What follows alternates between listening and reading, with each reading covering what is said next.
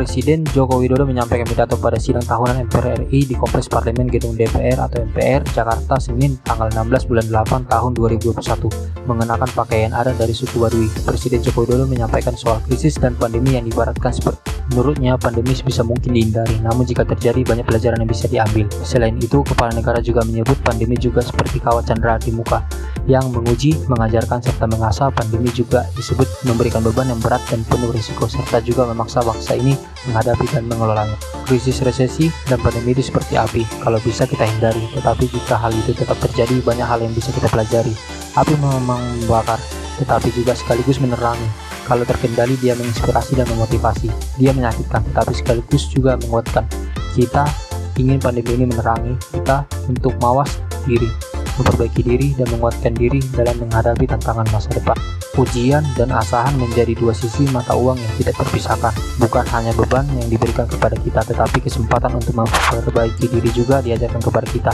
Tak kala ujian itu terasa semakin berat, asahannya juga semakin meningkat. Itulah proses menjadi bangsa yang tahan banting, yang kokoh dan mampu memenangkan gelendang pertandingan.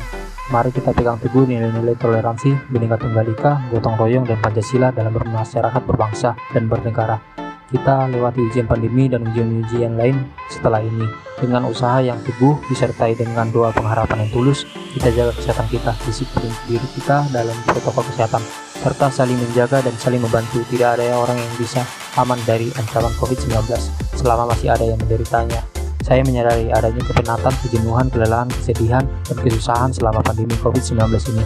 Saya juga menyadari begitu banyak kritikan terhadap pemerintah, terutama dalam hal-hal yang belum bisa kita selesaikan. Kritik yang membangun ini sangat penting dan selalu kita jawab dengan penuh tanggung jawab, sebagaimana yang diharapkan rakyat. Terima kasih untuk seluruh bangsa Indonesia yang menjadi bagian dari warga negara yang aktif dan terus membangun budaya demokrasi. Indonesia tangguh, Indonesia tumbuh, yang menjadi semboyan bulan kemerdekaan pada tahun ini hanya bisa diraih dengan sikap terbuka dan sikap berubah menghadapi dunia yang penuh diskusi.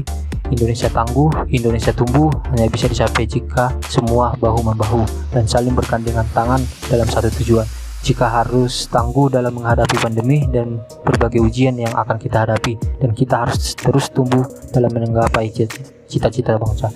Semoga Allah Tuhan yang Maha Kuasa senantiasa meridai dan mempermudah upaya bangsa Indonesia dalam meraih Indonesia maju dan yang kita cita-cita.